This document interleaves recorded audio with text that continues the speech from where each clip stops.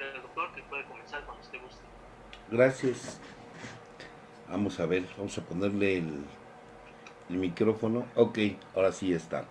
Muchas gracias. Al contrario, mil disculpas porque yo tenía que conectarme con ustedes el martes. Pero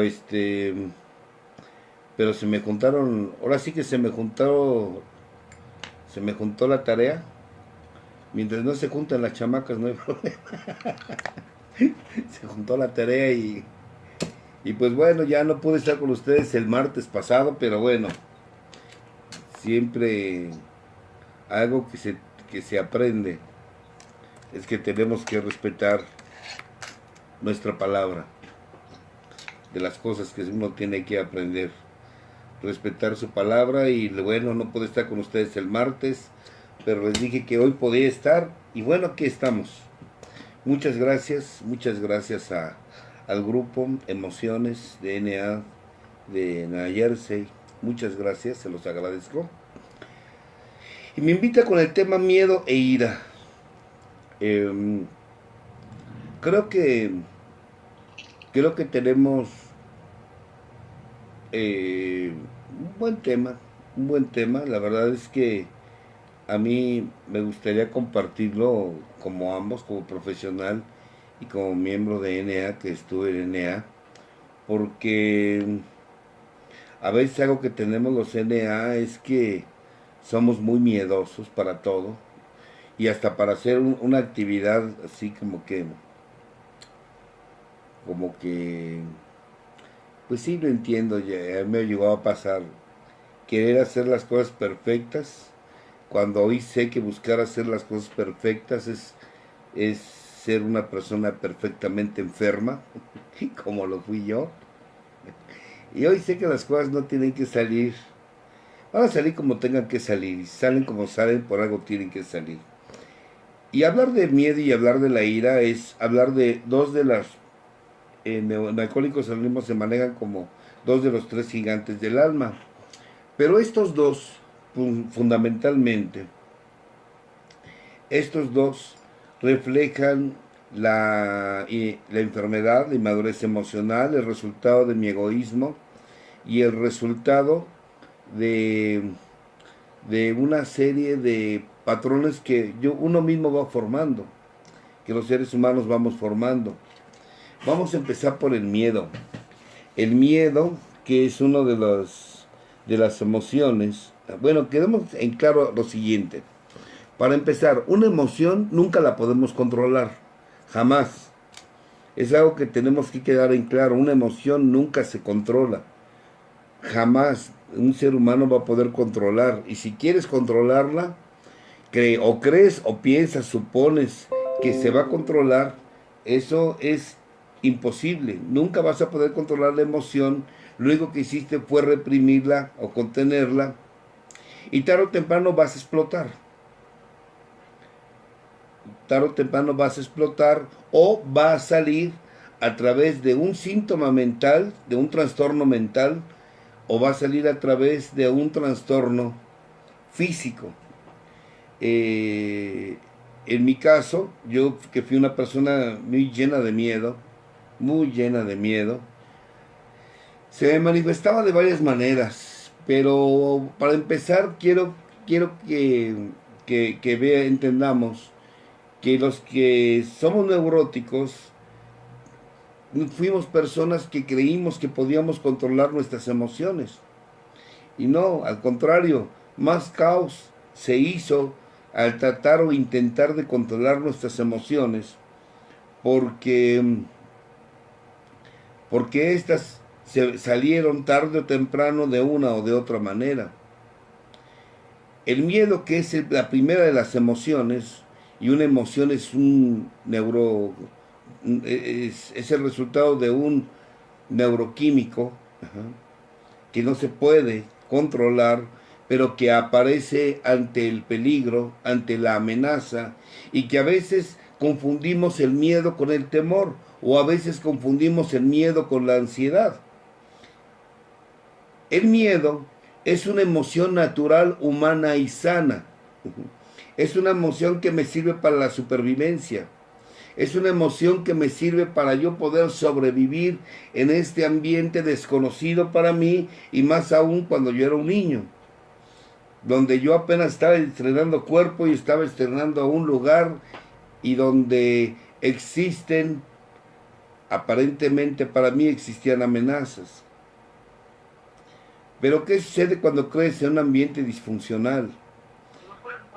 Cuando creces, naces y creces en un ambiente disfuncional, el miedo es constante, y más si éste aparece y no te enseñan qué hacer con ese miedo. Yo recuerdo que el crecer en un ambiente disfuncional, el miedo es constante, y más cuando no te explican qué está pasando. Cuando se supone que dos personas que son las que te tienen que dar seguridad y confianza, que es tu padre y tu madre, uno de los pilares no está presente y el otro pilar se está derrumbando. Que eso es lo que en mi caso viví. Y obvio, ¿qué está pasando? Porque si mamá y papá en la televisión, en la escuela, la familia te dicen que son aquellos que te tienen que cuidar, te tienen que respetar, te tienen que proteger y satisfacer tus necesidades, no sucede. O sea, no sucede. En los medios de comunicación te dicen, una mamá es esto es el eje de una familia, y el padre es el protector, y la madre es esto. Pero llegas a tu casa y ves caos en la casa. Ves una madre depresiva, ves a una madre que llora, ves una madre que pelea con el padre, un padre que grita, un padre neurótico porque las cosas no están limpias, no están acomodadas, porque no nos quería ver en la calle jugando, un padre que nos quería ver estudiando, aunque nunca estudió, bueno, estudió nada más hasta primaria. Y constantemente hay gritos, hay golpes, hay peleas, hay violencia, y uno vive con el miedo constante. Uno vive con el miedo constante a grado tal que ya no te das cuenta que estás viviendo con miedo.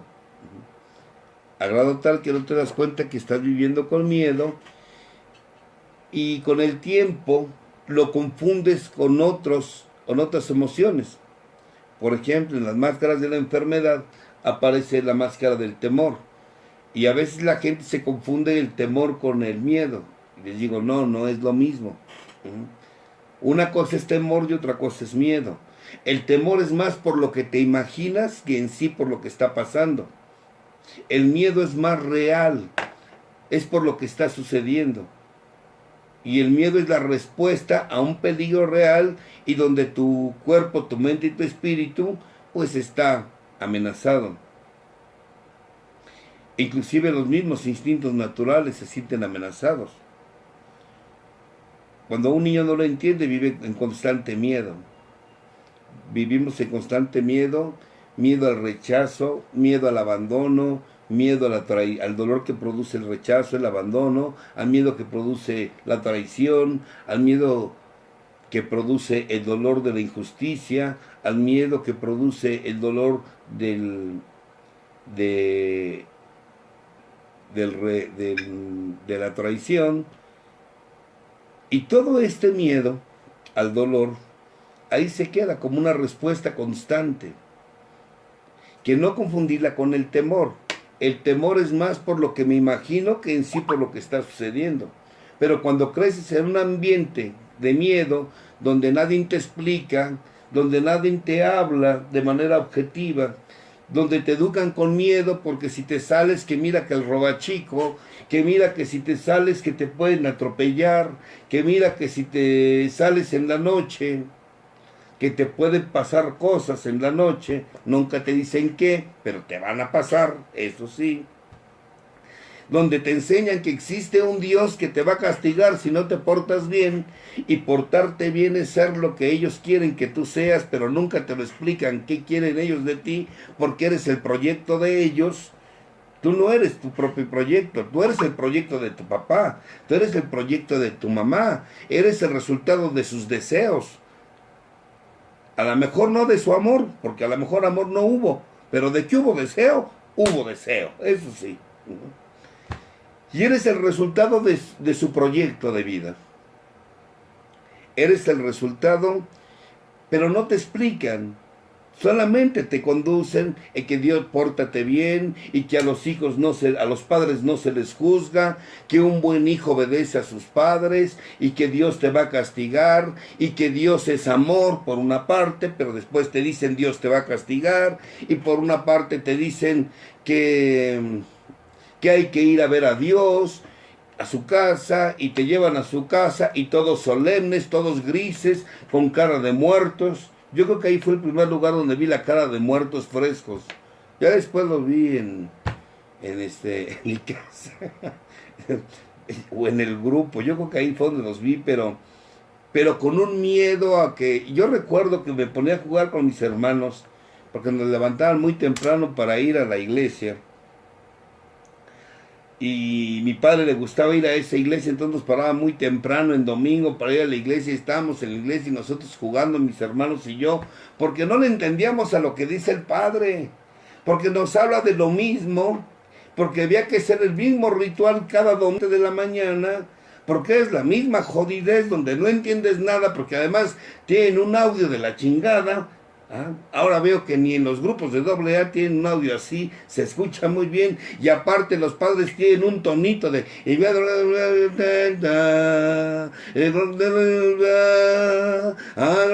no le entiendes ni madres esos cabrones, y obvio uno se aburre.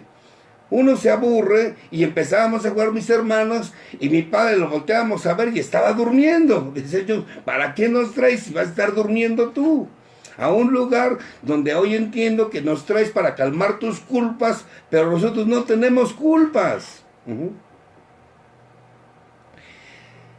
Y si nosotros nos agarraban jugando y a mi papá se le ocurrió abrir los ojos cuando estábamos jugando, pues nos golpeaban, nos regañaban y que estás en la casa de Dios y cómo es posible y te avergüenzan, te llenan de miedo.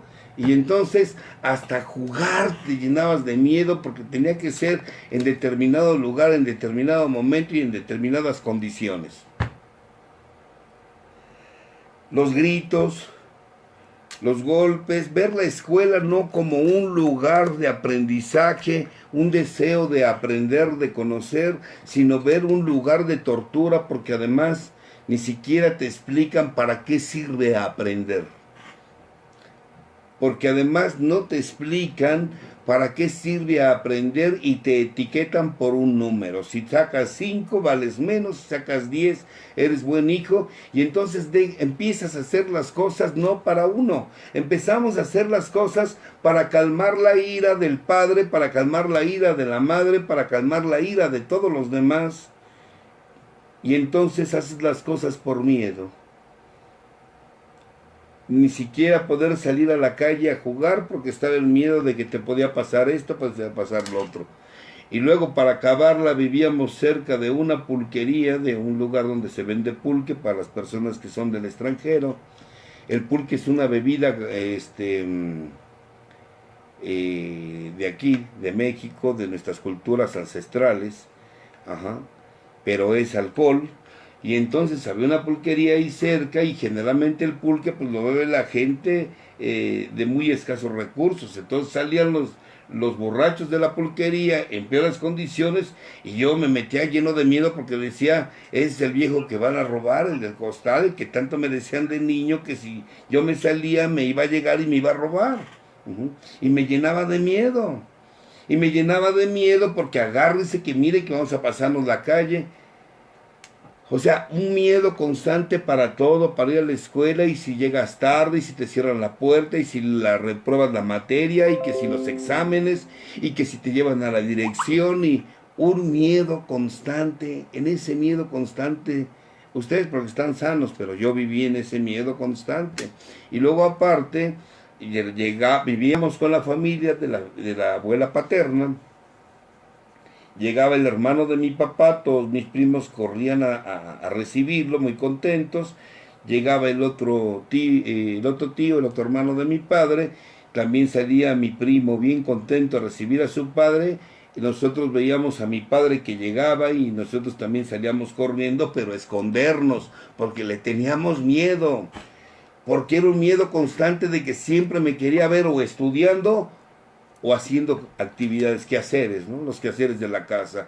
Me quería ver barriendo, me quería ver limpiando, me quería ver acomodando o estudiando. No me quería ver haciendo otra cosa. Si él me veía jugando o viendo televisión, para mi padre era estar perdiendo el tiempo. Y mi padre tenía ideas bien absurdas. Con el tiempo entendí por qué, pero por ejemplo, mi padre si me veía parado con las manos en la bolsa, para él era sinónimo de perezoso, de huevón, y eres un inútil, ponte a hacer algo, deja de estar haciendo pendejadas. ¿Y cómo uno no va a vivir con miedo cuando se supone que los protectores, se supone que los pilares que te dan seguridad, te generan miedo, angustia, preocupación, y te la pasas buscando complacerlos para que no se molesten, siempre con el miedo a sentir el dolor del rechazo, siempre con el miedo de sentir el dolor al abandono, con el miedo a que me traten con humillación o injustamente. Y además me enseñaron a sentirme avergonzado de mi comportamiento,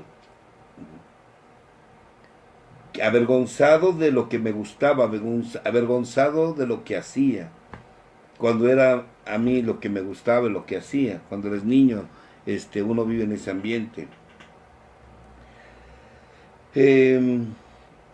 Todo esto que ahorita les platico, no te das cuenta que lo vives. No te das cuenta de la importancia y el impacto que produce en tu psique.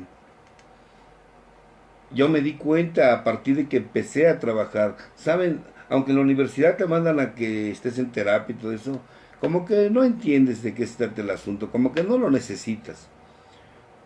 Porque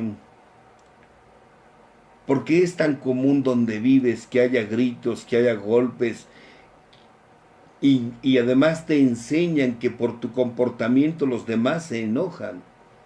Hoy sé que no se enojan por mí, que se enojaban era porque mi padre era un neurótico y porque mi mamá estaba loca también. Por eso colgaba sujeta de Libertad Lamarque, cara de depresiva. Ajá. Es caras que a veces luego ven los grupos de amargadas, frustradas, insatisfechas y malcogidas que hay en los grupos. De aquí de México, claro. Y ellos unas caras de flacos, cansados, ojerosos y sin erecciones, como le decía Oscar Atié. Ajá.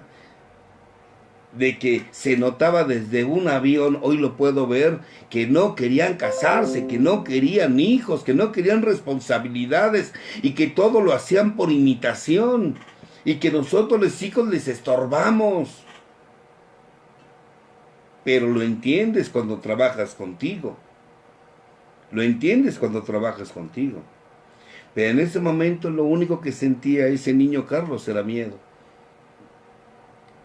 Y cuando vas creciendo, el miedo va creciendo. Y además empieza a agarrar otros terrenos, por ejemplo el temor. Que a diferencia del miedo que es por una situación real, el temor proviene de situaciones irreales. Por ejemplo, yo empecé a desarrollar una serie de fobias, por ejemplo a las alturas. Yo les he platicado que yo tenía miedo a andar en las alturas, en un avión, ni esperanza de imaginar que yo iba a estar volando en un avión. Ni esperanzas, imaginarlo.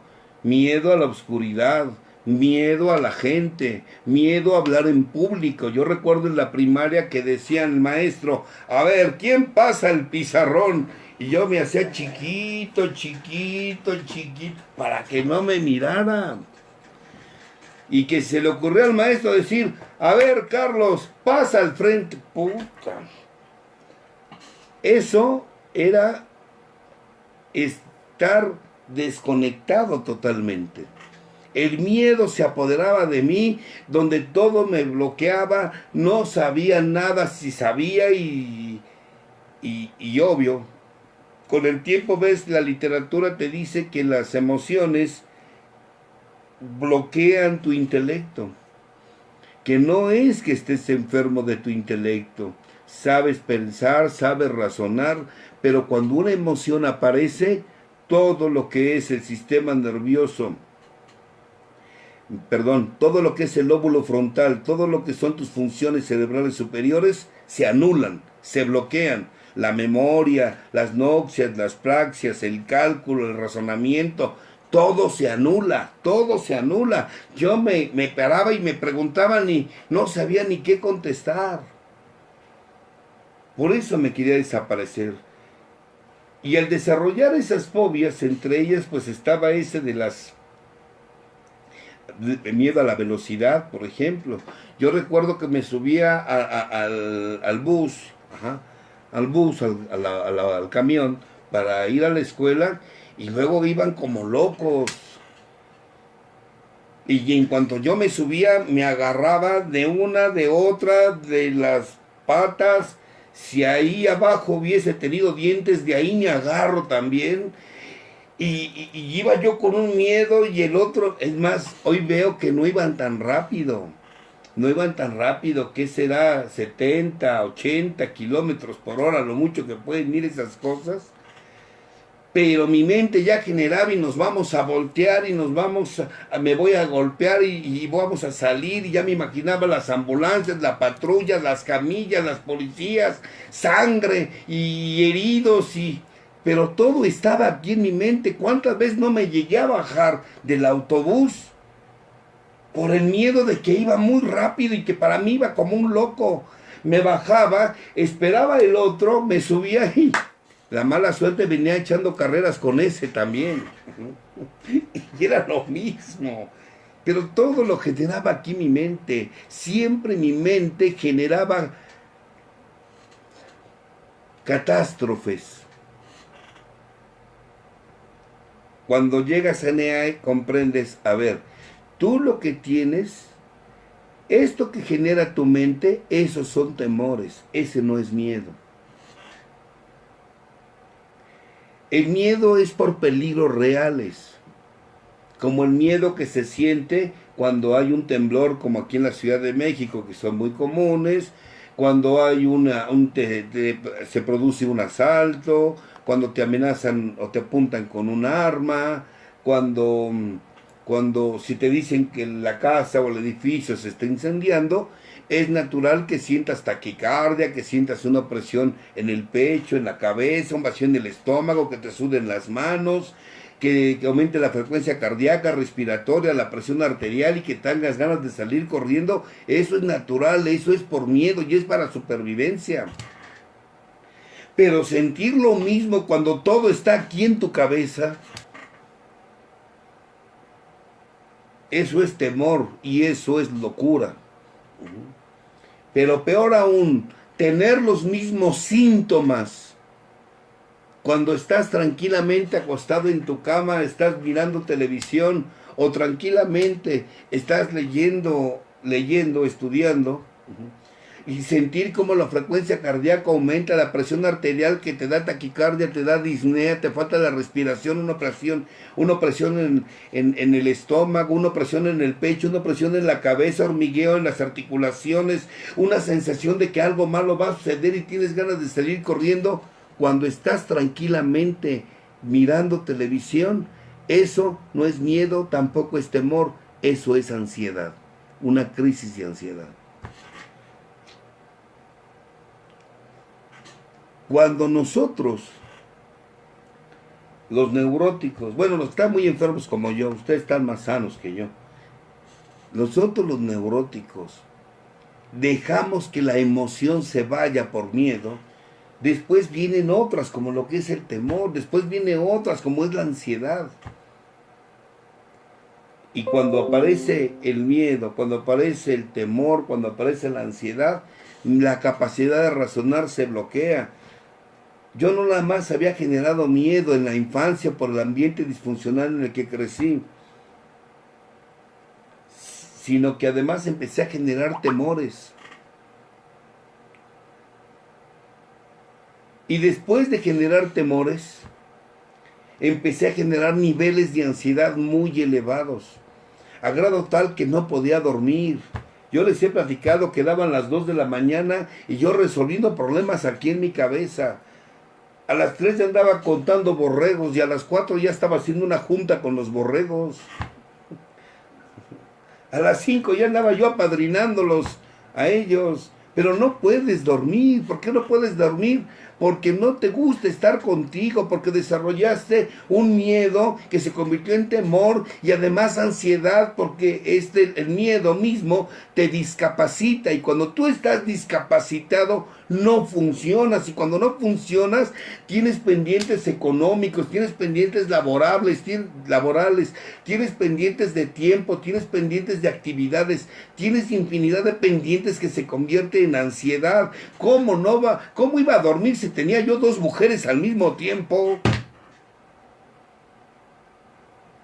¿Cómo voy a dormir si me la pasaba mintiéndole a la madre de mis hijos? ¿Cómo voy a dormir si decía una cosa y hacía otra? Si tenía pendientes económicos, ¿cómo no voy a tener pendientes económicos si una persona enferma, devaluada, nunca se siente merecedor de ganar, de obtener? Porque además casi tienes miedo a que porque te paguen te vayan a correr. Qué absurdo, pero así piensa un enfermo.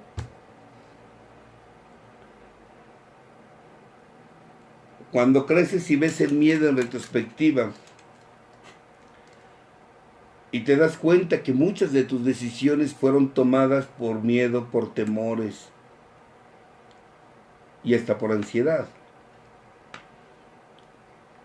El miedo es real, pero no me daba cuenta, porque no hubo quien te lo explicara, porque no hubo nadie que te explicara que el miedo es una emoción natural y que no es un enemigo. Y que además el miedo es la base para la ira. Porque además cuando empieza a aparecer la ira, cuando está el miedo, empieza a aparecer la ira y descubres que la ira es una emoción que calma tu miedo.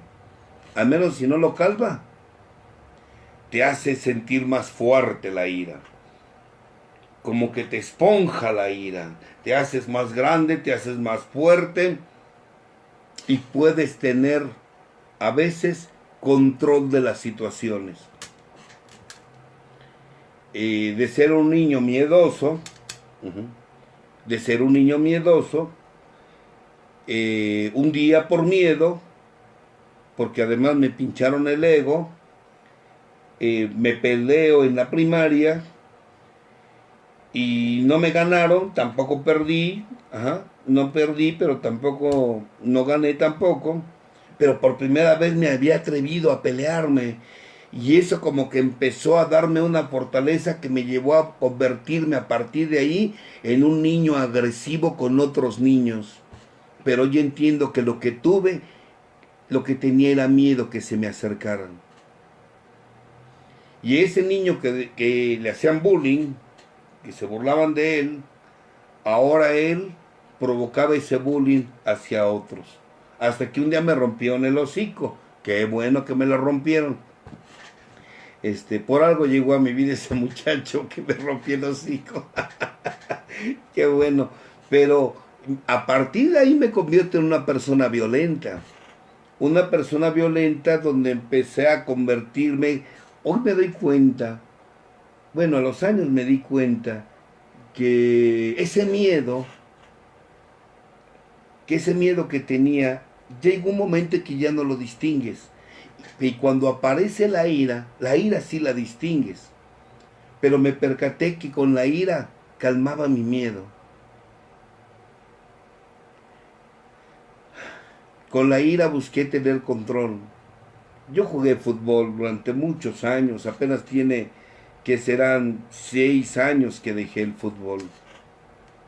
Jugaba con veteranos, pero jugaba. Hacía el ridículo, pero ahí estaba yo jugando todavía. Eh, Recuerdo que muchas veces me la pasaba peleando con los contrarios. Y me insultaba y nos insultábamos y, y nos golpeábamos. Yo mucho tiempo fui portero y me daban de codazos donde había tiros de esquina o yo a ellos. Pero lo que sí me percaté es que era un joven muy violento, muy agresivo. La agresividad llegó a manifestarse con mis hermanos, la agresividad llegó a manifestarse en la escuela primaria, en la secundaria. Me convertí en una persona muy intolerante, muy callado, muy introvertido, pero al mismo tiempo muy violento. Que inclusive cuando me llego a casar con la madre de mis hijos, llegamos a los golpes, no una, varias veces. Sería absurdo que les dijera que le rompí el hocico. No, ella también me rompió el hocico porque estaba muy loca. Pues lo que me alcanzaba, pues para otra loca. Ajá. Y nos rompimos el hocico, no una, varias veces. Simplemente estaba repitiendo lo que yo había visto. Y después de que pasaba el arranque de ira, yo me preguntaba, ¿por qué estoy repitiendo la misma historia? Y la ira se convertía en estado depresivo. Y me convertía en un hombre depresivo, ansioso. Lo que yo dije que yo no iba a hacer, lo estaba repitiendo con mis hijos, lo estaba repitiendo con la madre de mis hijos, estaba convirtiéndome en un hombre violento. En el fondo no eran más que mis complejos, era mi devaluación y mi baja autoestima. En el fondo no era más que ese miedo eh, al rechazo, al abandono, a la injusticia, a que volvieran a ser injusto como lo fueron conmigo. Yo crecí con un papá violento, me golpeaba constantemente. Y te empiezas a dar cuenta que yo no me daba cuenta que vivía con miedo hasta que me di cuenta de las consecuencias de mi ira. Ahí me empecé a dar cuenta. Y que la agresión no nada más era verbal, era física, sino que era verbal. Y mi agresión a veces yo la reprimía, y tan así la reprimí que a los 15 años yo me enfermé de gastritis, unos fuertes dolores de gastritis. ¿Por qué? Porque la contenía, porque la reprimía. Porque constantemente yo me enfermaba de la garganta. Constantemente me enfermaba de la garganta de que me callaban. Primero por miedo, que fui un niño muy golpeado, muy maltratado, y viví con miedo, donde no me escuchaban, donde a mí me decían, cállate si no sabes, o donde me decían, cállate porque si no te voy a romper el hocico. Y aprendí a quedarme callado, disque. Hoy sé que no es cierto, no aprendí, solo reprimí, porque me enfermaba constantemente la garganta. Llegó un momento en que yo tenía 8 años aproximadamente, que cada que se acercaba la tarde-noche, que era la hora en que llegaba mi padre, yo empezaba a sufrir de dolores de garganta y a caer con temperaturas altas. Y al otro día no tenía nada. Lo somatizaba,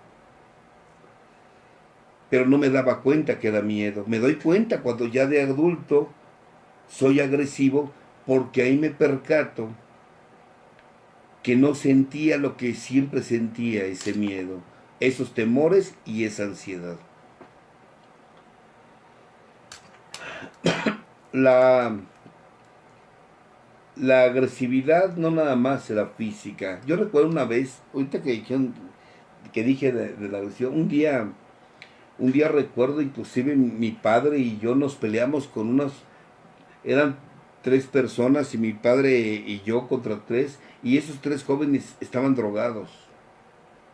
Y nos valió, y mi padre violento, yo violento, imagínense, eh, no sé qué le dijeron a mi padre en un cajero bancario, y yo me bajé del auto, fui sobre de ellos, ¿qué le decían? Bueno, hicimos un relajo en un centro comercial de ese mall, que llegaron los policías, al policía le quité el garrote y con ese les iba a dar a ellos. No, no, no, no, no, no, no, no. Locura total. Cuando tienes ira estás loco, loco. No mides las consecuencias, locura total. Y que si ustedes me preguntan, Carlos, ¿qué recuerdas? ¿Qué les dijiste? ¿Qué te dijeron? ¿Cómo lo hiciste? Los que sufren de neurosis saben de lo que les hablo. Te desconectas de aquí. No recuerdas más que flashazos. No recuerdas ni lo que dijiste ni lo que te dijeron. Cuando yo me di cuenta era uno de ellos, yo lo tenía en el suelo. Y no supe ni cómo fue que yo ya lo tenía en el suelo. Llegó uno por atrás y me pegó con una antena de automóvil en la espalda, que yo me di vuelta y no me dolió nada, porque no te duele, eres como Hulk. Y nada más de verla, cómo me volteé y lo miré, le dio miedo y se echó a correr el joven. Me vino a doler después. Ah, cabrón, que tengo aquí en la espalda. Pues tenía un antenazo que me dieron. Uh-huh. Pero te vuelves Hulk. Mi padre de un golpe le rompió 4 dientes a uno de ellos. ¿Cómo lo hicimos él y yo contra ellos 3? No sé. Hoy sé que no saben con qué neuróticos se vinieron a meter. Oh. Pero cuando te pones a escribir, a trabajar contigo, a razonar esa situación, dice las leyes de la enfermedad, que cuando se adueñan las emociones de ti, eso es locura. Y eso era locura. Era locura total.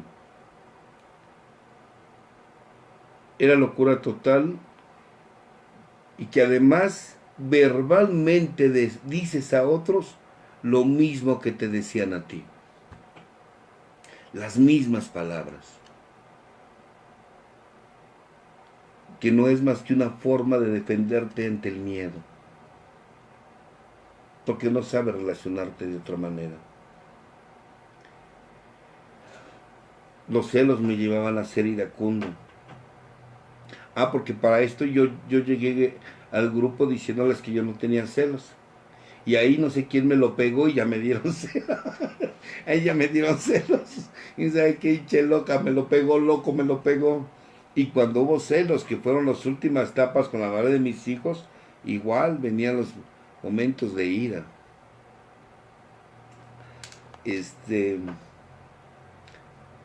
Ahora lo digo con mucho, no lo digo con cinismo, pero agradezco que haya pasado.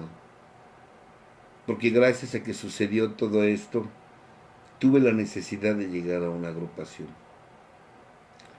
Cuando comprendí el concepto que dice los 3 gigantes del alma, que el caballero rojo, el negro el miedo, el rojo la ira, y que puede el rosado, que es el amor, y que en NA te dicen, tú lo que eres un egoísta, porque ¿qué es el egoísmo?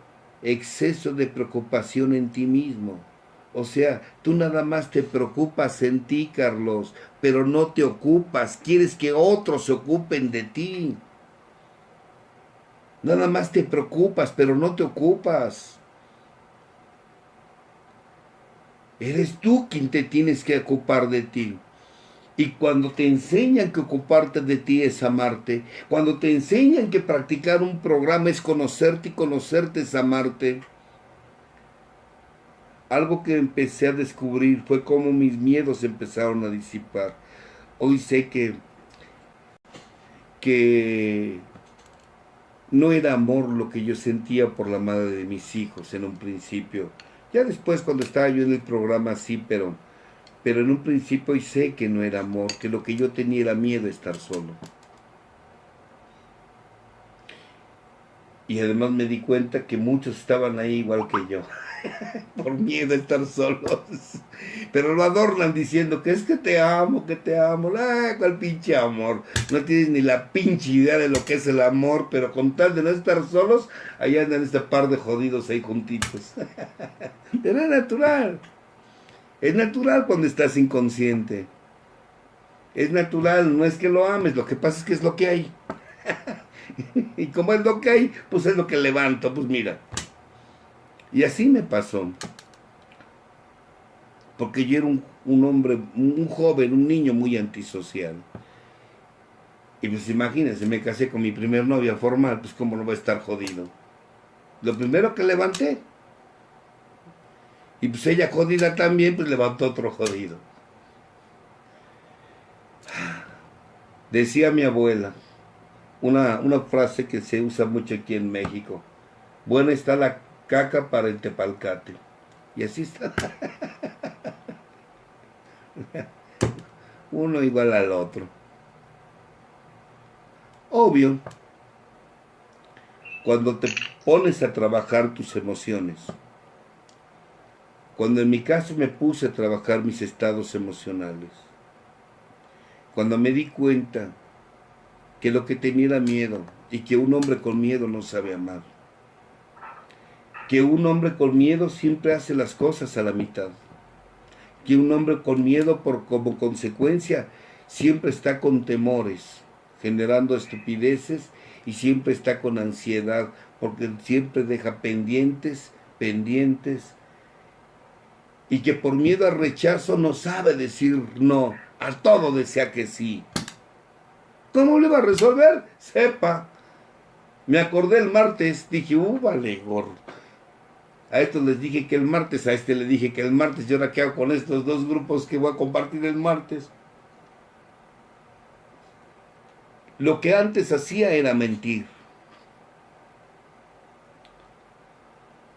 Cuando llegas a un grupo y empieza a enseñarte el programa que la humildad, en los momentos más difíciles, te lleva a resolver y enfrentar cualquier situación.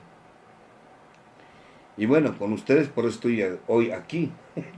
Tuve que decirles que se confundieron y me confundí. Y bueno, empezar a resolver y dejar de tener pendientes. Empezar a soltar a la gente. Entender que si la gente no me acepta no es por mí, es porque ellos no han desarrollado su capacidad de aceptación. Y que a veces no es a mí al quien rechazan, tal vez lo que rechazan es lo que hago, pero no es a mí. Y si es a mí, no es por mí, es por su incapacidad de aceptación. Empecé a hablar de mis miedos, miedo a estar solo, miedo a perder mi familia, miedo a perder la presencia de mis hijos, miedo a ser juzgado. Empecé a hablar en la tribuna sobre mis miedos, miedo a ser criticado, miedo a dejar un trabajo porque pensaba que no iba a podía hacer o encontrar otro trabajo, y por eso permití mucha injusticia en ese trabajo. Pero por miedo ahí estaba. Así fue por mucho tiempo. En la agrupación, estar hablando de mis miedos, pero también estar hablando de mi ira. Cuando les digo que pasó eso, que mi padre y yo nos peleamos en un mall ahí, aquí adelante, eh, bueno, ya se llaman mall, aquí se llaman centros comerciales. Yo ya estaba en NA, y yo recuerdo que llegué, era sábado, quise abordar de tribuna, y lo hablé, y cuando me bajé le comenté a quien en ese entonces yo me era mi padrino, y le dije, mira, pasó esto, pero ya me subí a la tribuna y me dice, ¿y para qué te subes a la tribuna a perder el tiempo? esto es antes de, no después de. Y tenía razón. ¿De qué servía que me subiera a la tribuna a decir las estupideces que ya había hecho?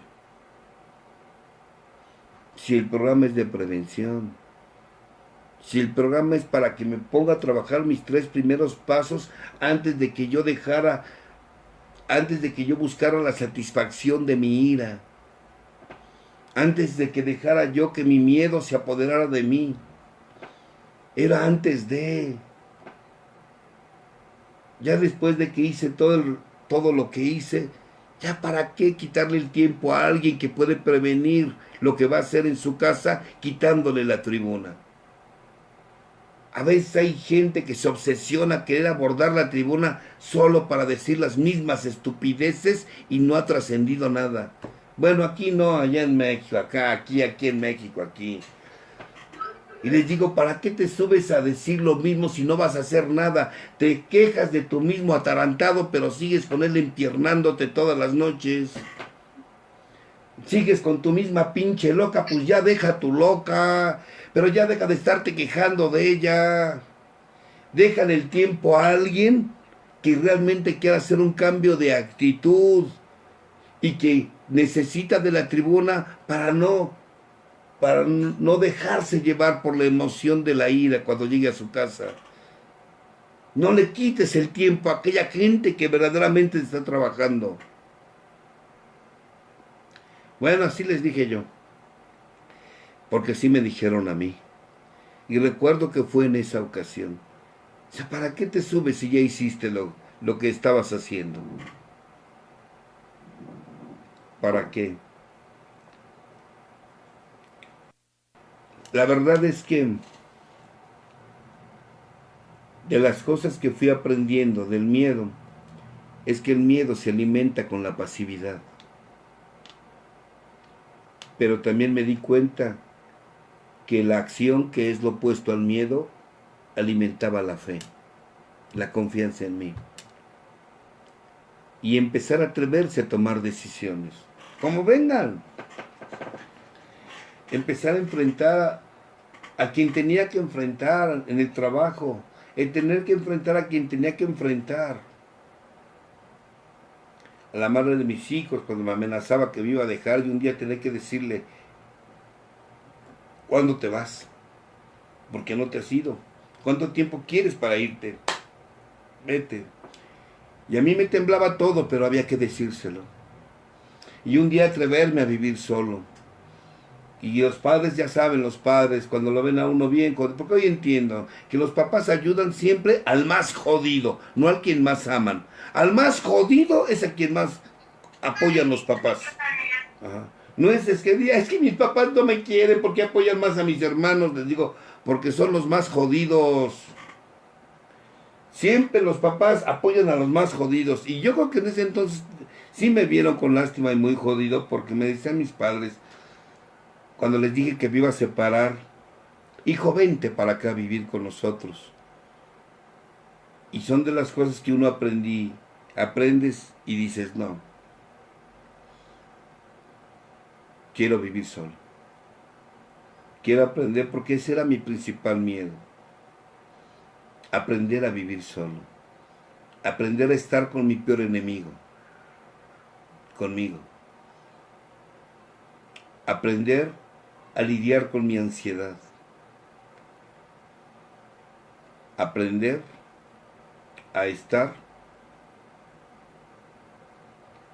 enfrentar mis miedos, aprendiendo a estar, porque el miedo te dice que te vayas, que huyas, que corras, que te escondas, que te fugues, que te escapes en el trabajo, en el estudio, en el deporte, como yo lo hice.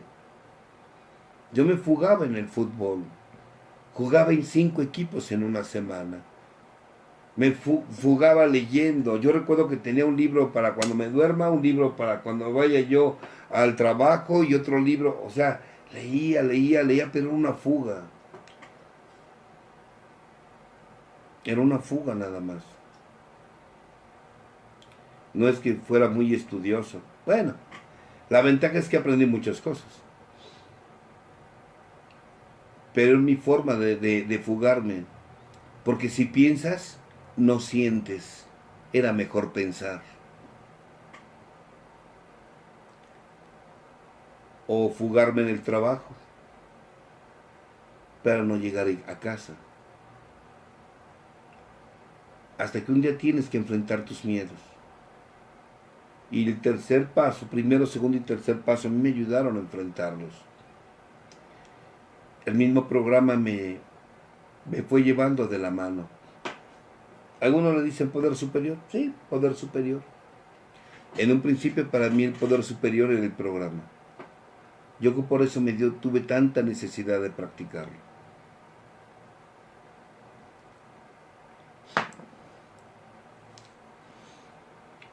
Y al mismo tiempo me di cuenta que conforme fui enfrentando mis miedos, me di cuenta que era un hombre muy frustrado. Y empecé a hablar mis frustraciones también. Empecé a hablar de siempre esperar un abrazo y que nunca llegara. Del padre, por ejemplo. El reconocimiento de una madre. El que algún día sentirte parte de la familia. Hoy entiendo, yo fui un hijo rechazado porque fui un hijo no deseado.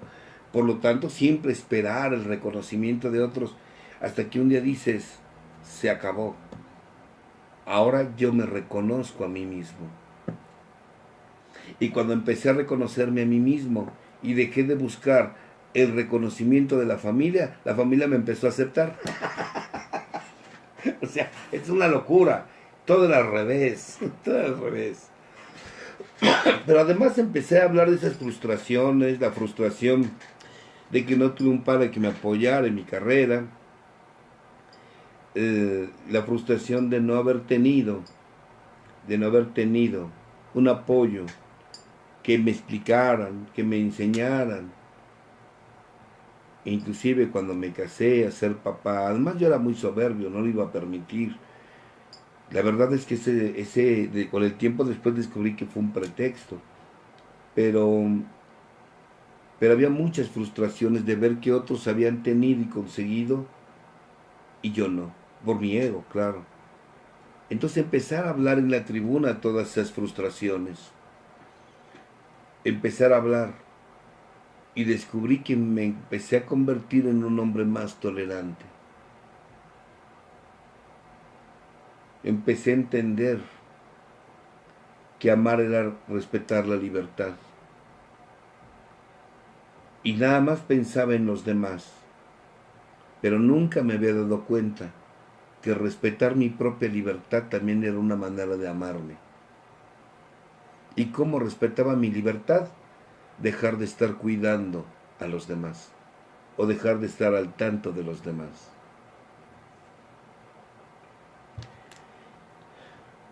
Empecé a disfrutar el fútbol, ahora sí, ya no peleándome. Recuerdo que cuando yo había dejado el deporte, estaba deprimido. Cuando yo empiezo a vivir solo, 2 años después regresé a jugar con veteranos, pero ya me divertía jugando, ya no peleaba, ya me divertía. En la tribuna no dejaba de trabajar mis pasos, dependiendo del paso en el que estuviera, era lo que trabajaba yo en la tribuna.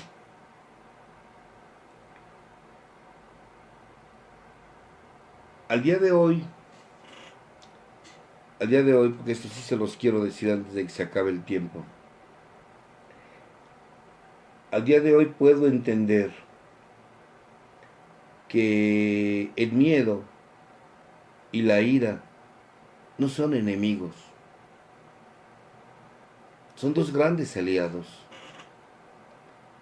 Un día alguien me enseñó a sentarme frente al miedo. Me enseñó a sentarme frente al miedo y empezar a hablar con el miedo.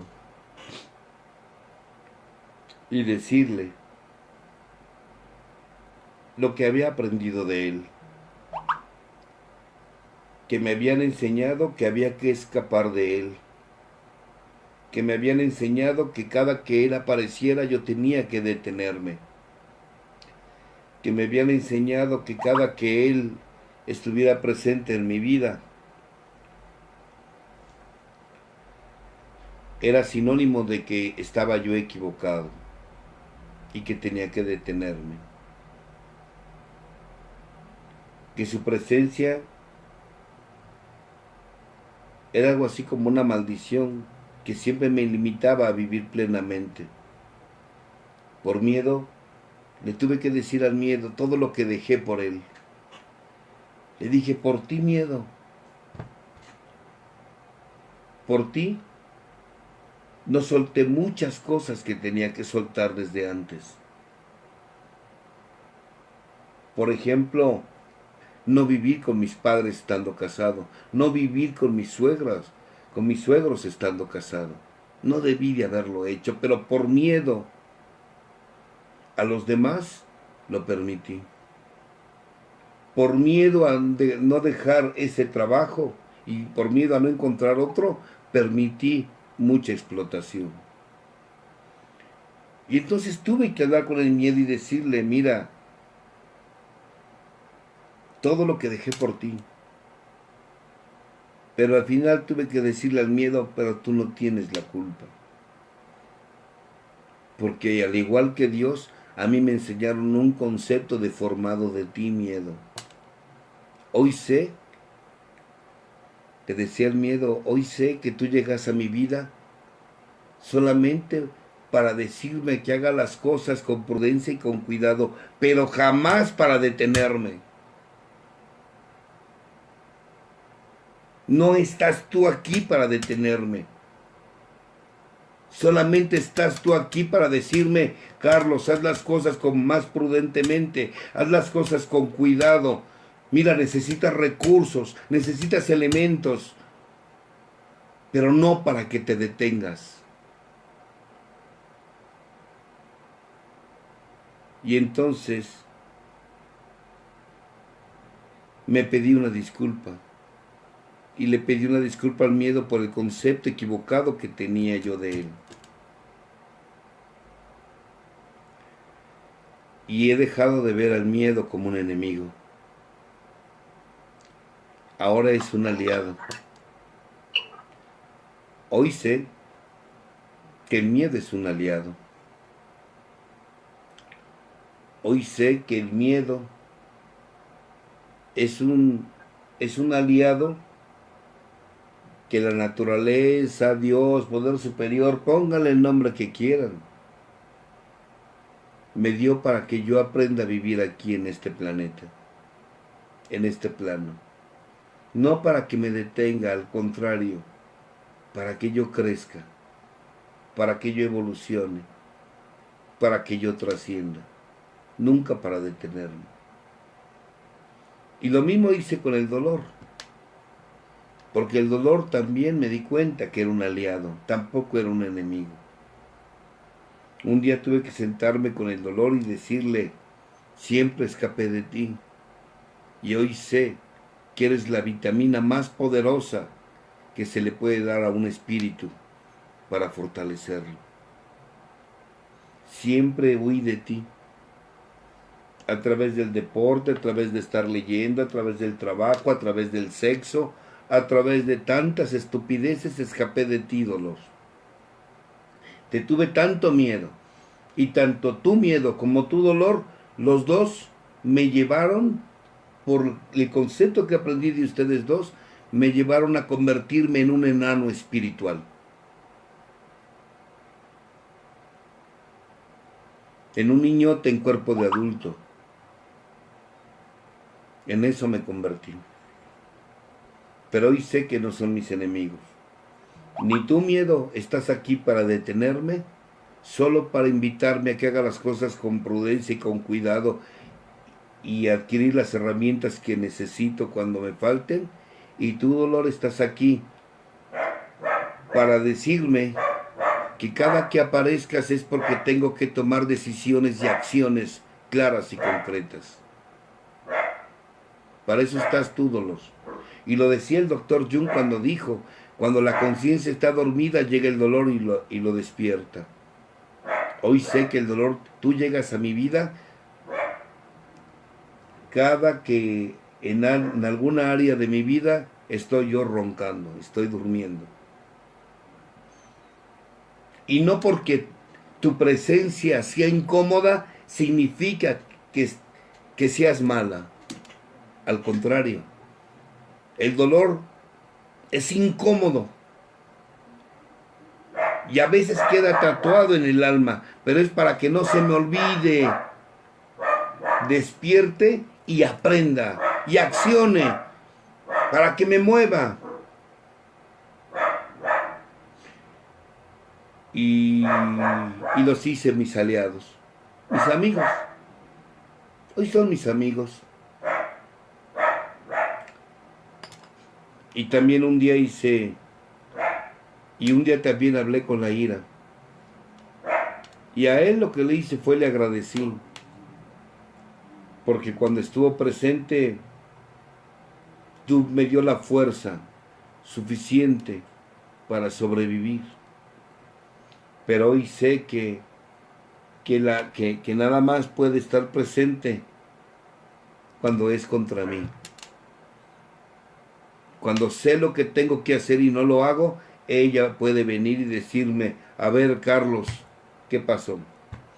Hoy sé que cada que suceda algo, la ira se vale, pero siempre y cuando sea contra de mí, no contra los demás. No contra los demás, es contra mí. Porque al fin y al cabo todo lo que vivo, donde estoy, con quien comparto y lo que hago, yo lo elegí. ¿Cómo me voy a enojar con una mujer si yo elegí esa mujer? ¿Cómo voy a enojar con mi trabajo si yo elegí este trabajo? ¿Cómo me voy a enojar con mi auto? Vamos a suponer que se ponche una llanta. ¿Cómo voy a enojar con él si yo soy quien no le doy mantenimiento? ¿Cómo voy a enojar con mis hijos si yo los eduqué? Y si yo no los eduqué, los educó su mamá. A ver, ¿dónde chingados estaba Escamilla? Entonces, aprendes que ese enojo, que esa ira, más bien ira, es contra mí. Y multiplica mis fuerzas, pero para una transformación contra mí, para mí, no con los demás. Hoy sé que la ira no está justificada, yo lo entiendo. Hoy lo entiendo. Hoy no permito que me insulten y que me digan, adelante, no hay problema, siempre y cuando no me toquen. Porque además aprendí a eso, que la dignidad es enojo ante la injusticia. Dime lo que quieras, insúltame lo que quieras, pero no me toques. Porque si me toques, ahí sí dejo salir al loco que está dentro de mí.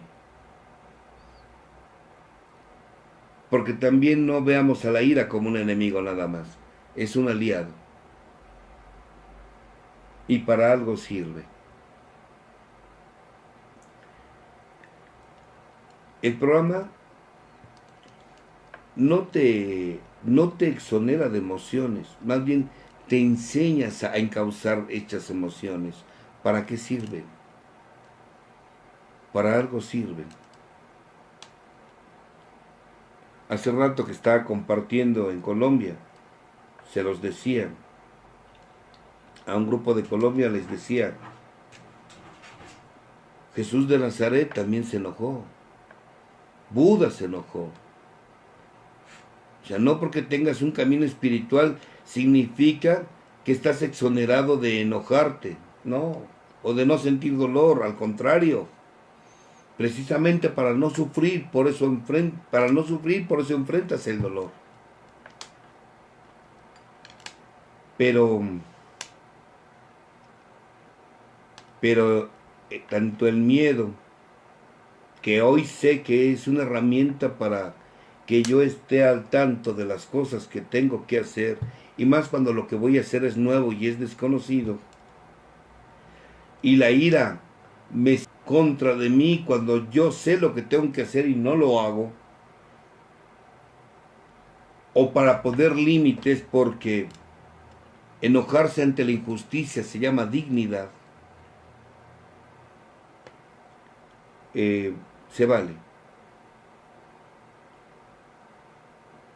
Pero no para controlar, reprimirla, porque las emociones no se controlan.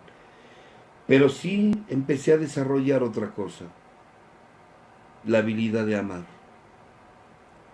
Y es algo que el programa te enseña a desarrollar tu habilidad de amar. No de sentir amor, no, amar. Amar, como dice el capítulo de Amor es amar, no ser amado. O sea, usted ame. No espere que le estén amando.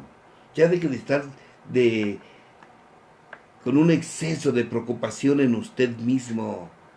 Quiéranme, abrácenme, denme, apapáchenme, escúchenme, denme, ayúdenme, yo quiero, ya. ¿Quién va a querer estar con una sanguijuela emocional? ¿Quién va a estar con un vampiro emocional? ¿Quién va a querer estar con una garrapata espiritual y emocional? Que nada más quiéranme, abrázame, dame un beso, abrázame, estate conmigo, y ¿cómo, que no ves cómo me siento? Yo. Y el programa es muy claro cuando te dice, amor es amar, no ser amado. Ama, abraza, escucha, comparte tu tiempo, sirve, da tu séptima, comparte lo que sabes a los demás, compártelo. Hace poco les decía, si yo comparto lo que sé, lo que yo sé va a ser de los demás, pero también va a ser mío. Pero si yo no comparto lo que sé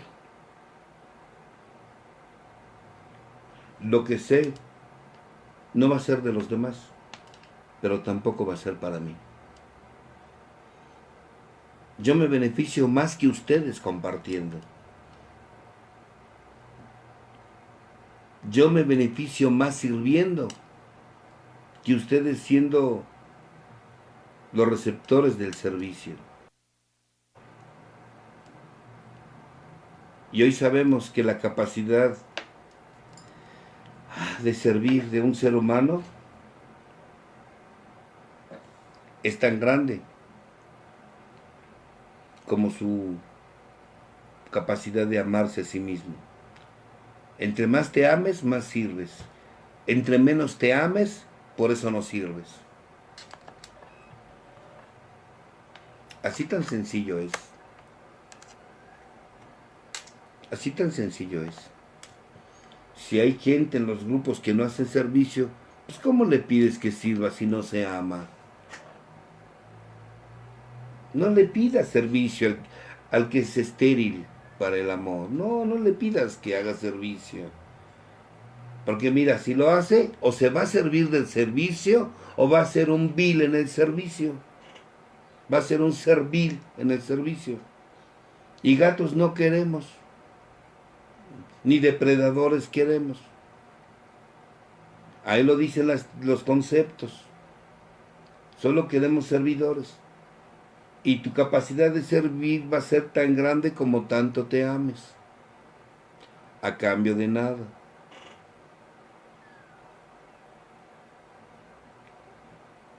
Aprender a servir es amarme. Y cuando tú aprendes a amarte, ya tus miedos, tu ansiedad y tus temores cambian. ¿Cómo no vas a vivir con miedo a que un día tu pareja se vaya si no lo has amado? Por ejemplo, hablamos de los celos. ¿Qué son los celos? Miedo a que otra mujer le dé a tu marido lo que tú no le das. O miedo a que tu esposa encuentre en otro hombre lo que en ti no lo ha encontrado por avaro emocional. Pues por eso eres celosa, por eso eres celoso. Pero cuando aprendes a amar, ¿cuál es tu miedo? ¿Por qué te enojas? Si nada más veniste de paso aquí en la vida, a experimentar, nada te vas a llevar. Ni las nalgas de tu mujer. Bueno,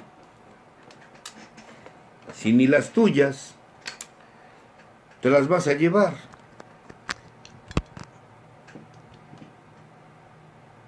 Si ni las tuyas te las vas a llevar, te la van a comer los gusanos. Entonces, el programa te empieza a llevar a transmutarte el miedo y la ira. Es más, neurofisiológicamente el miedo y la ira aparecen de acuerdo conforme el ser humano fue evolucionando. El miedo aparece primero, después aparece la ira y después aparece el amor, la capacidad de amar. A veces en son de broma con gente que me llevo me dicen, ¿por qué no puedo amar? Le digo, porque te falta la parte superior del cerebro, cabrón, por eso. Pero eso lo digo jugando. Ajá. La verdad es que sí lo tienes, pero lo tienes de adorno, el lóbulo frontal y los temporales, o sea, los tienes, todo lo que es la corteza cerebral la tienes ausente, o sea, la tienes de adorno, nada más la tienes de adorno. Úsala, desarrolla tu capacidad de amar y no tienes por qué vivir con miedo. Ahorita que estamos viviendo lo que estamos viviendo, saben que mucha gente, lo que lo ha enfermado es el miedo. La que lo ha enfermado es el miedo. Desgraciadamente yo tengo aquí gente que se ha enfermado y es por el miedo. ¿Y a ustedes qué le ha pasado? A mí no me pasa ni nada, yo no tengo miedo a nada. Además, quien sabe vivir no tiene miedo a morir. ¿Quién tiene miedo a morir? Los que no saben vivir, los que no han vivido. Y como gracias a Dios ahora yo he hecho todo lo que se me da mi chingada gana, digo, pues si ya me toca, pues ya me tocó. Y ahora que pienso así, no me pasa nada. Y ahora veo gente más joven que se está enfermando, dije, vale gorro. ¿Por qué? Porque esto no lo activa un virus, el virus se llama miedo. Yo se los dije desde que empezó todo esto, ¿qué es lo que lo está activando? El miedo. ¿Por qué no brillas? ¿Por qué no vibras? ¿Por qué andas con tu cara de muerto fresco, siempre con miedo, con angustia? ¿Y qué nos va a pasar? ¡Nos vamos a morir! Todos nos vamos a morir, mamacita, todos. Pero unos ya se adelantaron con la manera de vivir que tienen. Parecen muertos frescos, zombies.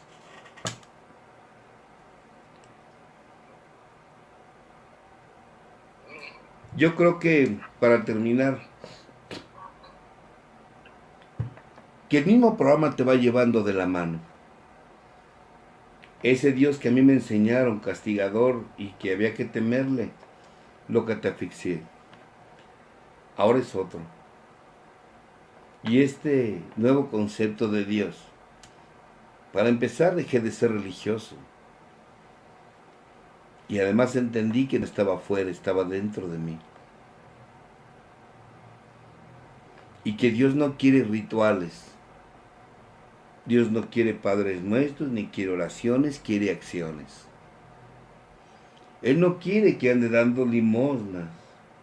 Él quiere que esté enseñándole a mi hermano que está dormido o que necesita una palabra de aliento.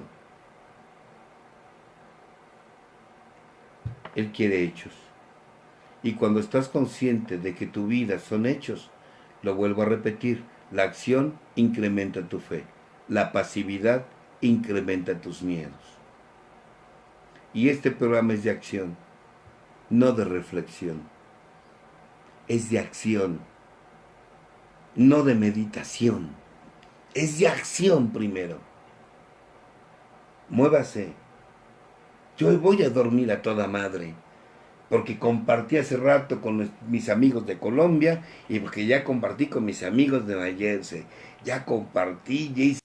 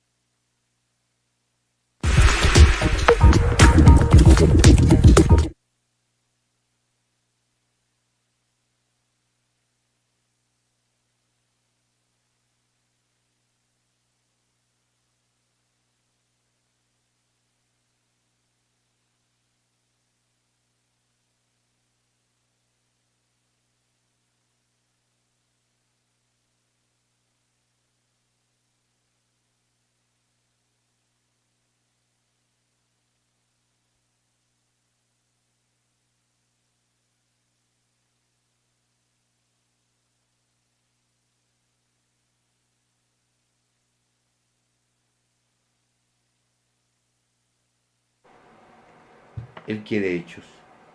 Y cuando estás consciente de que tu vida son hechos, lo vuelvo a repetir, la acción incrementa tu fe, la pasividad incrementa tus miedos.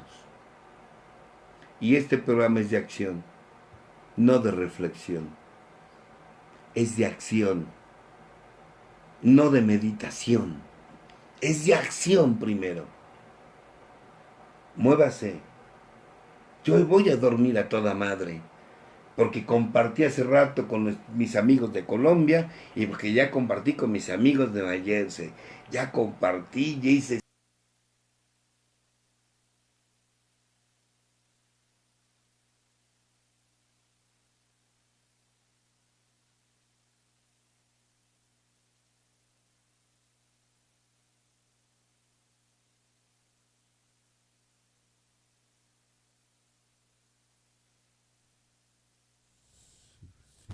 Okay. Bueno, pues estamos un poquito en vivo.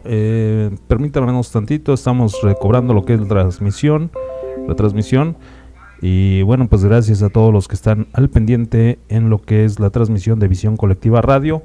Estamos tratando ya nuevamente de enlazarnos con lo que es el doctor, el psicólogo José Carlos Escamilla.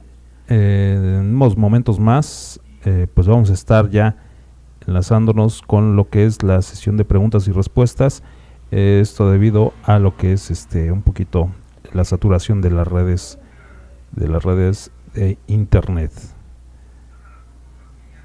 Ok, bueno, pues ya casi estamos por reiniciar nuevamente lo que es nuestra transmisión. Gracias a todos los que están en las diferentes plataformas, en internet también ahí, en YouTube y Facebook. Así es que ya casi estamos listos para reiniciar.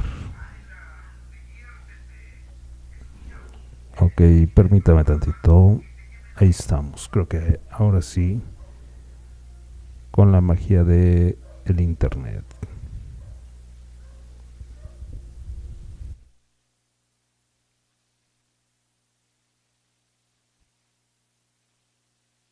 Que te simbren por dentro y que te lleven a derramar las lágrimas. Ya deja de estar viendo las noticias con puras mentiras que están diciendo. Eso no te va a llevar a vibrar. Eso es lo que te va a enfermar, porque al final esto que llegó ya se va a quedar y a todos nos va a dar. A todos nos va a dar, aunque uses tapabocas, te pongas careta, la máscara del santo, o lo que te pongas, te va a dar. ¿Por qué? Porque es el campo electromagnético el que se está elevando, punto. Y aparte de otro rollo de las famosas antenas. Pero solamente nos va a salvar el vibrar alto. Vibren alto. Porque el miedo es lo que nos va a enfermar. Ya les dije que se pongan a hacer. Hazle tubo a tu marido, tú hazle chip and Dale a tu mujer, pónganse a hacer algo que les apasione. Ahí se los dejo de tarea.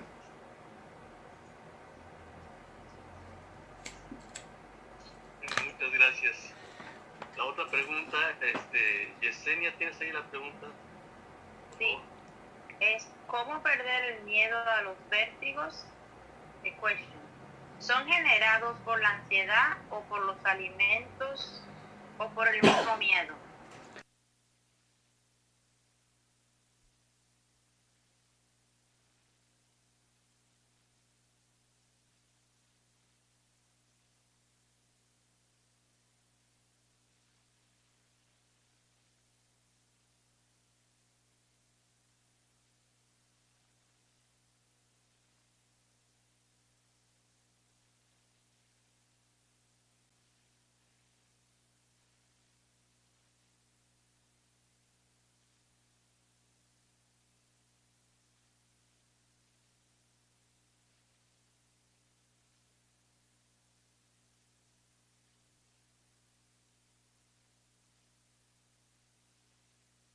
¿Qué decir y no lo has dicho? Lo tienes ahí guardado.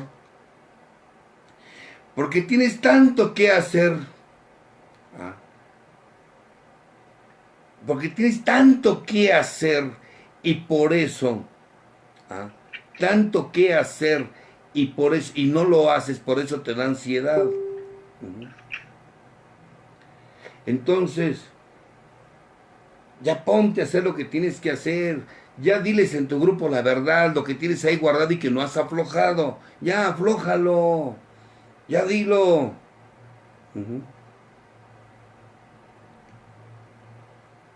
Hazlo.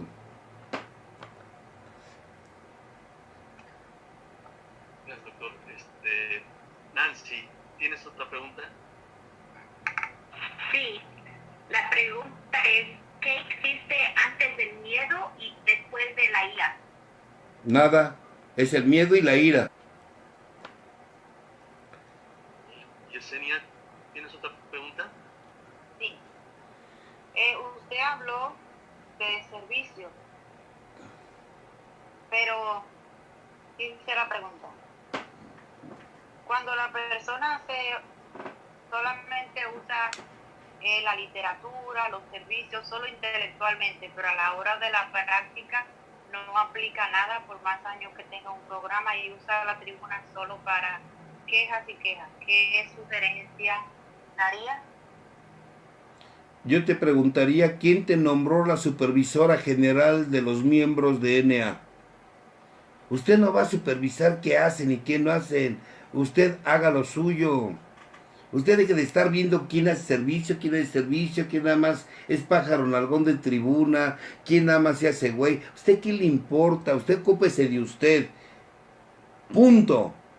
Porque por eso se deforma el camino.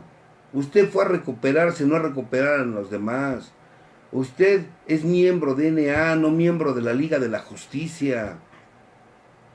Ocupémonos de nosotros. Punto.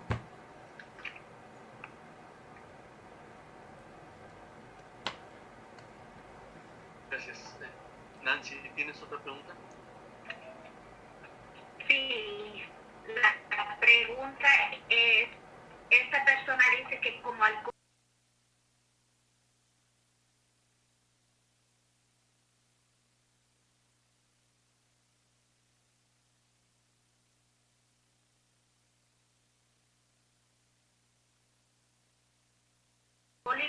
y debe de estar en AA o NA, y si no hay problema que esté en los dos grupos. Mira, lo que pasa es que muchos alcohólicos se van a NA, quieren aprender, como luego dicen que quieren aprender, pues háganle como yo les hacía a los que venían y se metían a NA aquí, los AA que se venían a meter a NA, y digan, ¿quieres aprender? Perfecto, siéntate, tómate tu café, da la séptima, siéntate y observa y escucha, pero no puedes participar. Y vete a participar a tu grupo, ahí sí ve y sácalo, que ahí sí te conocen.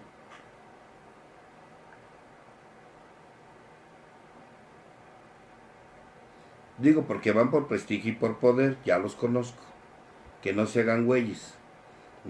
Entonces, que no se hagan güeyes, que se vayan a su grupo a trabajar, porque ahí sí los conocen. Aquí si quieren venir, que se sienten, quieren aprender y que quieren conocer, siéntense y escuchen y vean y aprendan. Pero después váyanse a su grupo, ahí váyanse donde sí los conocen a trabajar su enfermedad.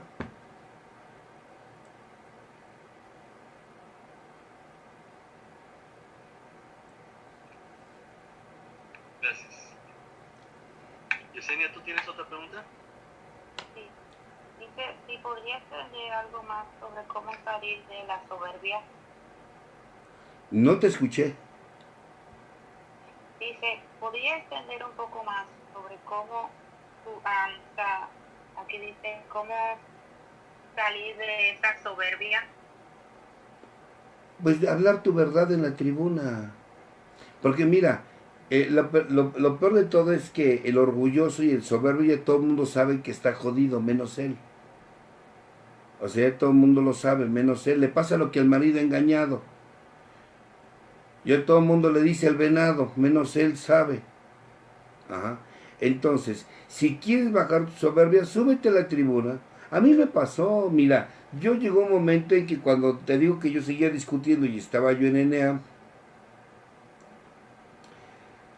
ya se enojaron los AA por la respuesta, pero pues ni modo, váyanse al pedo, que eso les pasa por andarse metiendo donde no. Ni modo. Por eso, AA es con AA, NA con NA. En NA no hay terapia directa, los AA sí tienen terapia directa, por eso no es lo mismo. Ahora quieren aprender, quédense sentaditos y calladitos. Ahora, fíjate, yo llegué a una borrachera seca precisamente por andar guardando apariencia. Y ya me quería ir yo de NA. Y yo ya les he comentado que yo ya me quería ir, ya me sentía yo la víctima y pobrecito de mí. Hasta que alguien me dijo, mira, ¿sabes qué? ¿Sabes qué? Agarra. Y si quieres sentirte bien, súbete a la tribuna y ya dinos la verdad, qué es lo que estás haciendo. Porque yo no quería decirles que seguía yo peleando con la paga de mis hijos, yo no quería decirles que me estaba haciendo güey con el programa. Y entonces mi soberbia, mi orgullo me dijo, sí voy a ir. Pero voy a abordar la tribuna en domingo en la mañana, que es cuando menos compañeros hay en el grupo. Ya saben, uno se la quiere ingeniar. Y, y pues sí, así lo hice. Pero hasta parece que Dios le haya. Ese día hasta parece que todos sabían que iba yo a hablar mi verdad. Fueron todos. Y con la pena y la vergüenza tuve que aflojar todo lo que yo no había aflojado en la tribuna. Que me estaba haciendo güey, que seguía peleando, que estaba aparentando, que yo había ido ahí no para practicar un programa, sino lo había hecho para que la mujer viera y no me dejara. O sea, la verdad, porque estaba ahí. ¿Sí me explico? Resultado, pues llegué, hablé todo y sentí una paz interior tan grande para seguir practicando el programa, donde pude ver a todos mis compañeros a los ojos y me di cuenta que mis miedos, mis temores, perdón, es porque quiero ser apariencia en vez de ser transparencia. Hay que ser transparentes y no tienes nada que temer. Ahí te lo dejo de tarea. Gracias. Nancy, ¿tienes otra pregunta? Sí, aquí hay otra pregunta. Dice, ¿en qué lugar de la mente se instala el miedo? ¿En qué lugar de la mente está qué? Se instala el miedo. A ver, el miedo no está instalado en la mente. Lo que está instalado en la mente es el temor. El miedo no está instalado porque son neuroquímicos. Eso está en el cerebro.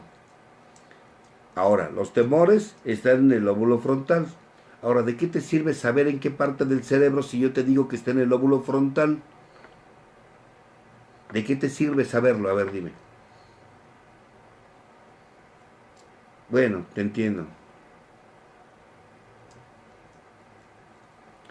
Te entiendo porque ese es un mecanismo de defensa. El otro día me preguntaban, ¿qué partes del cerebro son las que se afectan con el defecto de carácter de... No me acuerdo qué otro me... Le dije yo, pero ¿para qué quieres saber eso? Ya nada más ayúdale a Dios a que te quite el defecto de carácter. ¿Para qué quieres saber eso? Pero yo no entiendo. Saben que son preguntas que hacemos para poder escapar de lo que realmente tengo que hacer. Pero bueno, si te va a servir para recuperarte, te lo digo. El miedo no está en ningún lugar de la mente. El miedo el miedo es un neuroquímico, es una sustancia y hay energía a la vez. Y el temor sí está en la mente, en el lóbulo frontal. A ver, ¿de qué te sirve?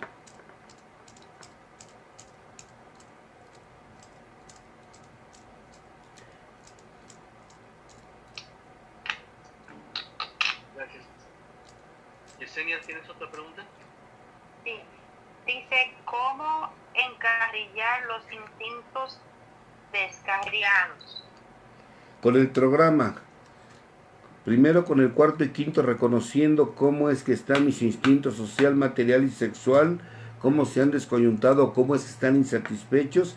Y con sexto y séptimo, a través de lo que es identificar las creencias que me han llevado a tener estos defectos, ventilarlas y hacer un cambio de actitud por 40 días, que es lo que dura un patrón de comportamiento en quedarse, se van manteniendo la satisfacción de estos. Aunque te diré que el objetivo de un camino espiritual no es para que tengas una vida social, material y sexual plena y satisfactoria. Sí la vas a tener, pero siempre y cuando primero crezcas espiritualmente.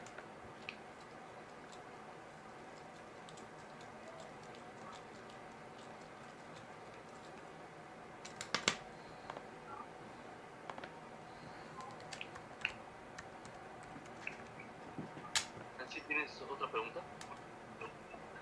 Sí, aquí está una pregunta. Dice,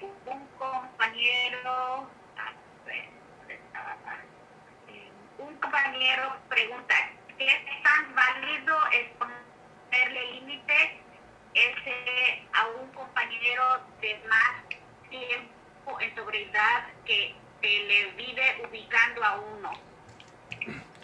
Pues es que ustedes la culpa la tienen ustedes por creer que porque tiene tiempo está sobrio. Yo les dije que tiempo, las momias, y no accionan. Tiempo no es sinónimo de recuperación. Lo que es sinónimo de recuperación no es el tiempo, es la acción. Acción. Porque muchas veces, muchas veces,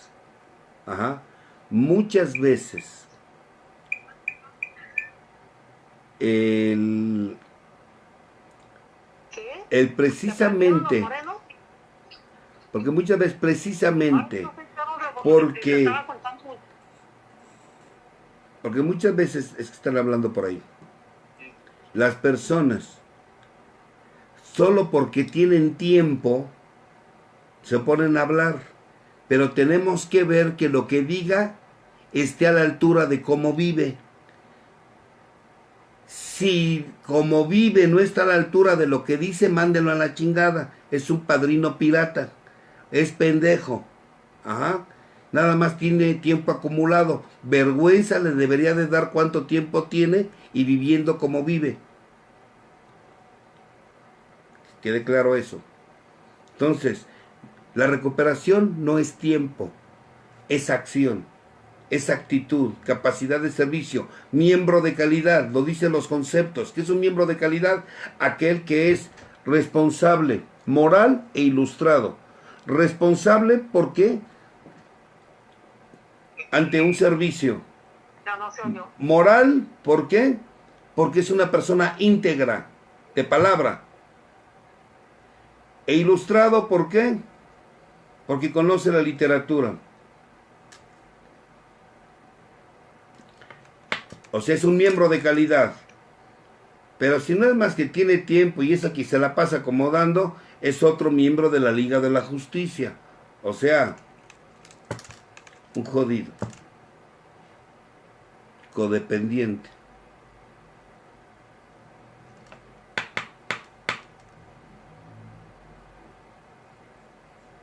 Nancy, ¿tienes otra pregunta? Sí, aquí. No se escucha, ¿eh? Se le brinca el programa. Corta un poco. Sí, estoy en un programa y trabajándolo, ¿puede salvar mi matrimonio? Es la pregunta de una compañía. Mira, yo tenía la misma idea que esa persona.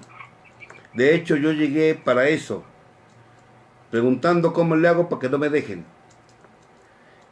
Ya pasaron más de 25 años y sigo esperando a que me digan.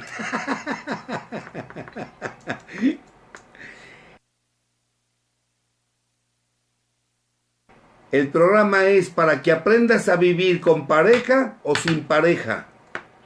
Para eso es el programa. Para que no dependas de una verruga con ojos.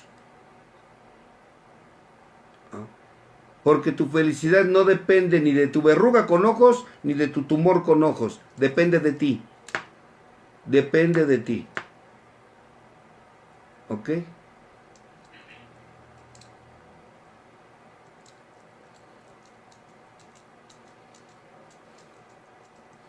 Esa mujer se va a orinar de la risa. Yesenia, ¿tienes otra pregunta? Sí, dice, ¿dónde puedo conseguir su guía para hacer el cuarto paso? Por la guía de usted. Yo no tengo ninguna guía. A mí me preguntaron que qué cuarto paso había hecho. Les dije que uno de más de 300 preguntas. Y ya, es el que está ahí. Mira, ahorita he tenido muchísimo trabajo y no he tenido el tiempo. Lo voy a pasar a imagen para subirlo en el Facebook y la gente lo baje. Pero yo no tengo ninguna guía, ¿eh? No es mía la guía, es universal. Ahora, el problema no es el tipo de guía, lo importante es que tan honesto eres y constante seas con lo que haces. Eso es lo más importante. Gracias. Nancy, ¿tienes otra pregunta?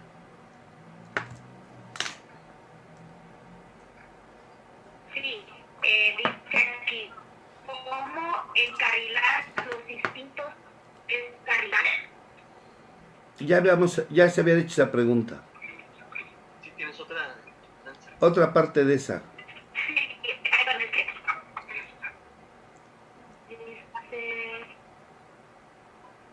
A ver, ¿cómo superar mi inseguridad? Practica el programa. 3 primeros pasos. Los que somos inseguros y miedosos como yo cuando empezaba y les digo, es porque queremos con nuestras flacas fuerzas tener control de todo.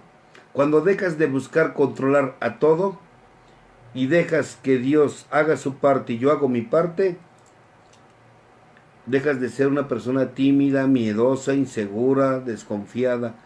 Tú haz tu parte. ¿Cuál es tu parte? Lo mundano, lo terrenal. Y que Dios haga su parte. ¿Cuál es la parte de Él? Lo espiritual. Lo que pienso y lo que siento se lo dejo y el resto es mi chamba.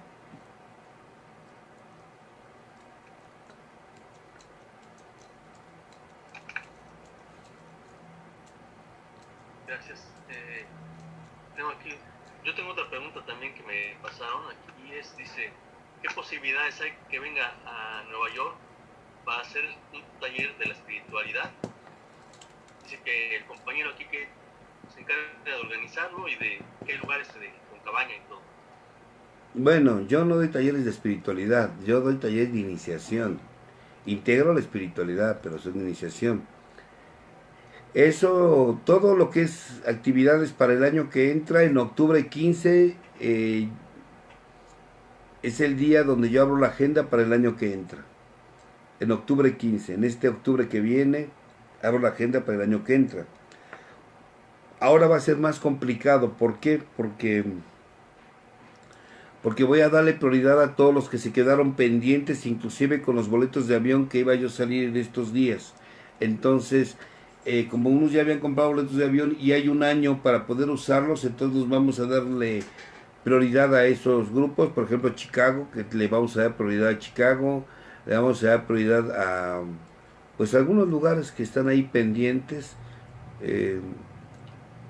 que no fui. Por ejemplo, les digo Chicago, ¿no? Un ejemplo. Entonces, en octubre 15 yo abro la agenda para el año que entra. Nada más pónganse al pendiente en Facebook y en el programa de radio, porque ahí doy todos los datos, la información.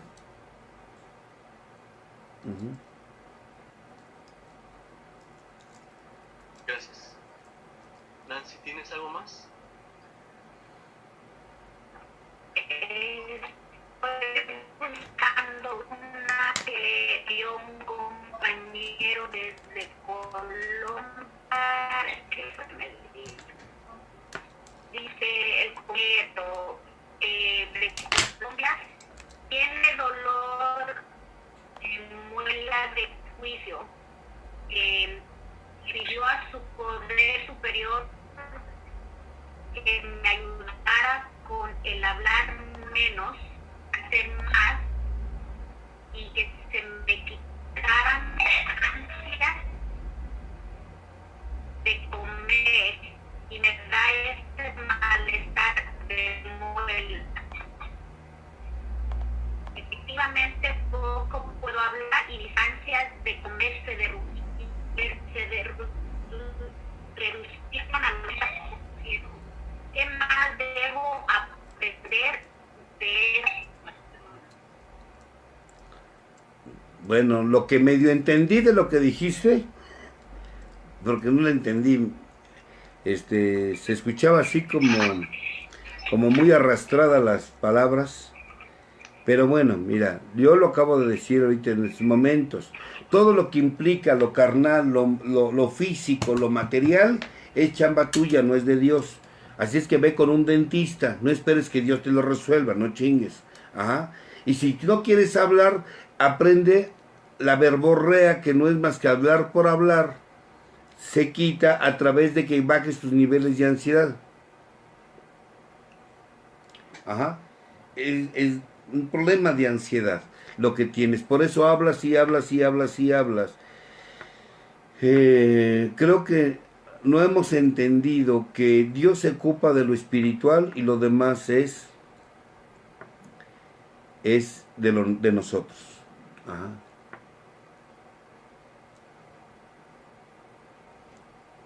Gracias. Bueno, pregunta otra compañera que dice, ¿por qué hay escasez de padrinos y madrinas? Es que en realidad no debiera de haber padrinos ni madrinas. Todos somos compañeros de NA. Aquí no debe haber padrinos. A ver, el padrino solamente es padrino cuando apadrina. Cuando deja de apadrinar es un jodido más, punto. Un compañero más. Ya. No sé de dónde sacaron la idea de que tiene que haber padrinos. Ya no sé de dónde salieron, de los de cuarto y quinto paso. Ajá. Donde ahí todo el mundo es padrino, y aunque todos tienen jeta de ahijados. No, todos somos compañeros. Todos somos compañeros. Ajá. El problema es qué calidad de compañeros somos, de miembros de NA. Si no estamos practicando el programa, ¿qué le vamos a enseñar al que va llegando? Cuando un grupo se vacía es porque los que están ahí están vacíos. Pero cualquiera puede enseñarle al que va llegando. Solo puedes empezar por decirle qué fue lo que a ti te llegó a quedarte y cómo lo estás haciendo.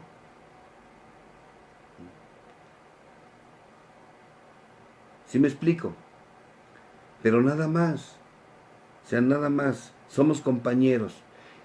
En el momento en que se hace un apadrinazgo y un ahijado se juntan, entonces ahora sí.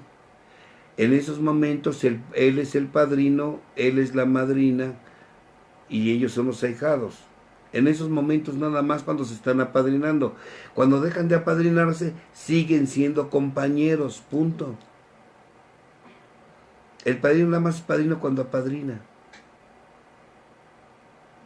No sé de dónde sacaron que todo el tiempo el padrino es padrino. Bueno, a menos que sea de bautizo, de confirmación, nada más. Gracias. Nos preguntan de Nueva York. Dice, tengo apenas 4 meses en NA, estoy trabajando el programa, pero a veces siento que avanzo un paso y retrocedo 2. No entiendo por qué me pasa eso. No, es natural que te sientas así cuando estás en un camino espiritual. ¿Por qué? Porque el ego le cuesta trabajo someterse. Y el ego le cuesta trabajo someterse, y pues es una batalla que estás librando porque todos los pasos son ego reductores.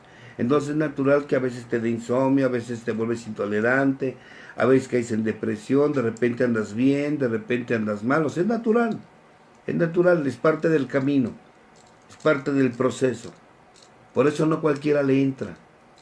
Por eso cuando alguien me dice, desde que llegué a NA desde que llegué al grupo estoy perfectamente bien. Pues sí, pues te estás haciendo pendejo. Pues cómo no. Bueno, chingados, no te vas a sentir a toda madre. Así como que yo estoy jodido, todos estamos jodidos. Me siento como pez en el agua. Pues es obvio.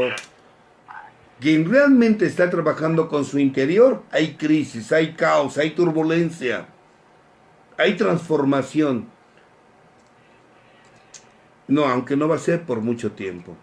Y después el precio que la ganancia que vas a recibir por el precio que pagaste va a ser 100 veces más de lo que pagaste.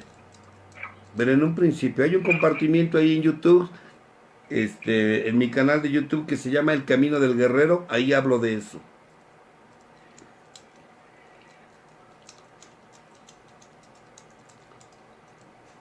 Muchas gracias. Nancy, ¿tienes alguna otra pregunta? Sí, tengo una pregunta de un compañero de Perú que dice, intenté suicidarme 5 veces, no lo logré, no tenía miedo a la muerte, pero sí a la depresión. ¿A qué se debe eso? Ya no debemos suicidarme, ¿puedo intentarlo de nuevo? Bueno, si no te mataste fue porque no querías, para empezar. Quien se va a matar se mata, punto. Y eso es algo muy común en nosotros, que nos encanta estarnos autocompadeciendo. Generar caricias de lástima. Vean, pobrecito de mí, todo lo que he hecho y nada ni me sale, ni para matarme me sale. No, aguas. Porque ese es ego. Y el ego, pues es precisamente eso.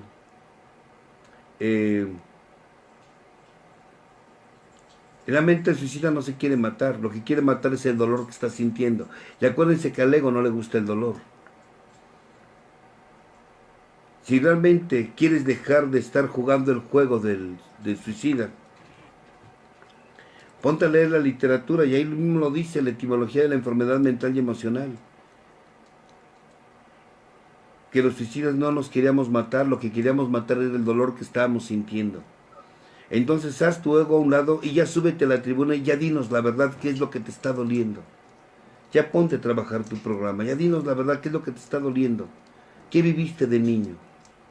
¿Qué viviste de adolescente? Porque de lo que quieres escapar es de ese dolor.